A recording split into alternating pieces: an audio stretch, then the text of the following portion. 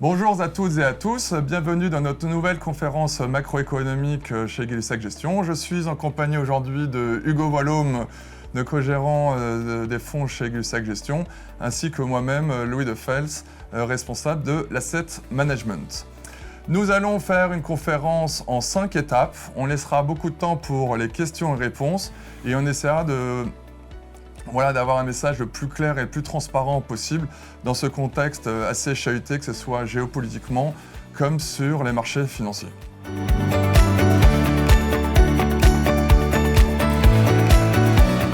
La rigueur de l'économie américaine nous a tous surpris et on a bien vu que les banquiers centraux ont calmé les ardeurs des investisseurs qui pensaient qu'il allait y avoir très rapidement l'année prochaine des baisses de taux. Cette robustesse de l'économie a permis un recadrage des banquiers centraux avec le higher for longer. En effet, la plupart des gens attendaient des baisses de taux très rapidement pour le premier ou deuxième trimestre 2024. Et là, les banquiers centraux ont vraiment dit que ce ne serait pas le cas et que l'économie allait rester plus haut pendant longtemps. Qu'est-ce qui s'est passé? Cela s'est traduit par un fort remontée des taux souverains. La dette américaine est quasiment aujourd'hui à 4,80, avec des taux réels qui ont dépassé les 2,2%. Donc la question, c'est est-ce que cela est soutenable à un moment où l'économie américaine a peut-être touché son pic sur le troisième trimestre? Parce que nous, on anticipe un quatrième trimestre qui va être plus compliqué. Il y aura les remboursements des emprunts étudiants à payer, un baril de pétrole qui a augmenté et surtout le surplus de l'épargne qui est un peu derrière nous. Donc nous, on anticipe un ralentissement de la croissance américaine au quatrième trimestre et également pour l'année prochaine. C'est vrai qu'aujourd'hui, le consensus attend un peu plus de 1% de croissance pour l'année prochaine, 2024. Nous, on est un peu plus conservateur avec un presque 0%. Donc voilà, dans ce contexte un peu plus chahuté, donc on va en savoir beaucoup plus dans les prochains jours avec les premières publications des sociétés. Et cela sera un vrai paramètre pour voir comment est aujourd'hui encore le consommateur américain.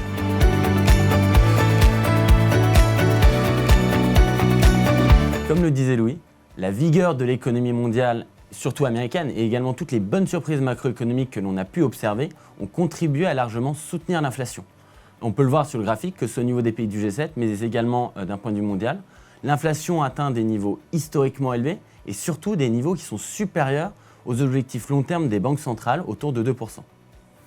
Jeudi, on aura les prochains chiffres du CPI aux États-Unis qui devraient continuer à montrer un phénomène de désinflation. Pour autant, cette désinflation se fait à un rythme trop modeste, pas assez rapide. Alors, ce rythme est encore plus modeste en Europe qu'aux États-Unis. Pour autant, cette désinflation n'incite pas les banquiers centraux à devenir plus dovish. Au contraire même. Parce que quand on regarde à nouveau sur la slide suivante les données de l'emploi, que ce soit en Europe et surtout aux États-Unis, le marché de l'emploi continue d'afficher un dynamisme très fort. On le voit au niveau des taux de chômage qui remontent, mais vraiment à peine. On bloque à 3,8% aux États-Unis sur le mois dernier. Donc encore une situation de plein emploi qui ne se compense pas. Et au contraire, même si on voit ce ratio des offres d'emploi par rapport aux embauches qui commence à baisser, on est encore sur des niveaux historiquement élevés depuis des décennies. Et tous ces facteurs-là vont continuer à alimenter l'inflation, ou en tout cas une désinflation moins rapide que prévu, ce qui ne va certainement pas pousser les banquiers centraux à être plus dovish à court terme. Comme le rappelait Louis en introduction, on est vraiment sur un higher for longer, donc des politiques monétaires restrictives plus longues. C'est-à-dire qu'il ne faut pas attendre de baisse de taux en fin d'année, peut-être même pas au premier trimestre de 2024, mais vraiment à partir de courant 2024.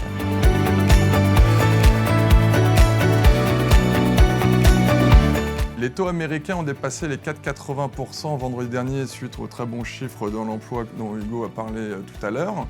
Maintenant, la vraie question, c'est est-ce qu'on va tout droit vers les 5%? C'est vrai qu'il y a beaucoup d'effets techniques qui ont été largement expliqués sur les marchés, les acheteurs moins naturels, les hedge funds qui shortent la dette américaine, etc., etc. Donc maintenant, ce qui est très compliqué, c'est que nous, chez Gay-Lussac Gestion, on pense que le niveau de taux, notamment le niveau de taux réels, qui sont entre 2,2 et 2,3, ne sont plus soutenables. Pourquoi? Parce que quand vous avez des taux réels entre 2,2 et 2,3, normalement, il faut que la croissance potentielle suive le même rythme. Et comme on disait tout à l'heure, aujourd'hui, la croissance devrait rebaisser nettement au quatrième trimestre et même être sous les 1% en 2024. Donc on est vraiment persuadé que les taux longs américains comme le Bund vont finalement baisser dans les prochains mois à venir. Mais ce qui est très compliqué, c'est que tant que les taux montent, continuent de monter, et qu'il y a cette rapidité dessus, cela a un impact direct et mécanique sur la classe d'actifs actions et encore plus sur les small caps. On l'a bien remarqué, le mois de septembre a été une fois de plus, comme l'année dernière, un bain de sang sur les classes d'actifs small cap. On en reviendra tout à l'heure. Mais c'est vrai qu'aujourd'hui, la question se dit, est-ce qu'on va fameusement toucher les 5%? Il est possible, je vous rappelle que les hedge funds, eux, terminent leur année fiscale en novembre. Ils ont énormément shorté donc, la dette américaine. Donc je pense qu'ils vont continuer ce petit jeu jusqu'à quand? On va espérer que dans les prochaines semaines, ils pourraient toujours avoir un impact négatif, mais j'espère qu'ils se rachèteront assez vite. C'est vrai qu'aussi la géopolitique s'est invitée ce week-end et on a vu qu'il pourrait avoir aussi peut-être un rallye, peut-être un safe to haven, comme vous savez, sur cette partie-là. Donc voilà, donc c'est un peu compliqué. Donc nous, on va vraiment regarder les taux réels parce que c'est vraiment ça qui impacte la classe d'actifs actions. Donc Hugo vous parlera après savoir ce que l'on fait dans ce contexte si particulier.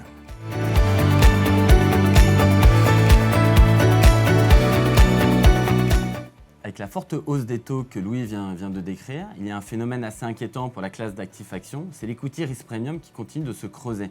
En effet, le There is no alternative, le TINA, que l'on évoquait souvent en 2020-2021, on avait tendance à dire qu'avec des rendements obligataires faibles, voire négatifs, la seule manière d'aller chercher du rendement sur les marchés était de s'exposer aux actions. Or, aujourd'hui, avec des taux qui dépassent les 4,80%, l'arbitrage devient de plus en plus intéressant de se positionner sur les obligations. Et c'est ce qu'on voit au niveau de l'equity risk premium. Donc, vous savez, c'est la différence entre l'earning yield du S&P 500 moins le taux sans risque 10 ans américain. On voit qu'il baisse, qu'il continue de baisser et que dès lors, les investisseurs s'exposent de plus en plus aux obligations. Toutefois, on a quand même des indices méga cap qui ont fortement tenu, on trouve, en year to date, que ce soit en Europe sur l'Eurostock 50, même si le luxe a un peu dégonflé durant l'été. Aux États-Unis, quand on regarde, le S&P 500 est encore en performance largement positive en year to date. Et quand on regarde jusqu'à fin septembre, ce qui est assez étonnant, c'est que le top 10 des contributeurs à la performance du S&P 500 a donc contribué pour 96,5% de la performance. Ce qui veut dire qu'il y a une véritable polarisation des performances autour de quelques méga caps.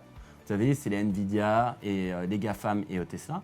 Et qu'au contraire, on peut se dire que les small caps ont largement sous-performé et que cette baisse de l'equity risk premium s'est fortement réalisée auprès des small caps et pas des méga caps. Dès lors, et ça c'est un graphique qu'on aime beaucoup vous montrer chez Gay-Lussac Gestion, qui est l'évolution finalement du PE relatif entre les small caps et les large caps en Europe, eh bien on voit qu'aujourd'hui, ce n'est même pas que les PE sont proches, c'est qu'aujourd'hui il y a même une décote du PE des small caps par rapport à celui des large caps, et qui est une aberration d'un point de vue de la théorie financière. Pourquoi? Parce que les small caps ayant un réservoir de croissance plus important que les large caps, elles devraient afficher un premium de valorisation. Or, on est arrivé sur une situation inverse, donc un arbitrage qui devient de plus en plus intéressant. Même si le market timing est toujours extrêmement difficile à prédire, en tout cas, on pense qu'il fait tout à fait sens de se réexposer aux small caps de manière progressive, en anticipation de taux longs qui vont se mettre à baisser.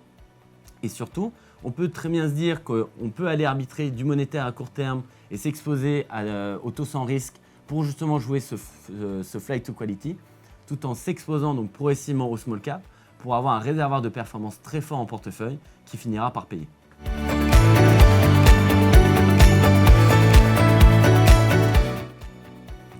Pour conclure, et avant de vous laisser la parole pour de nombreuses questions et réponses, je voulais revenir sur les fondamentaux de Gay-Lussac Gestion, à savoir notre process de gestion qui est low vol, low beta, momentum.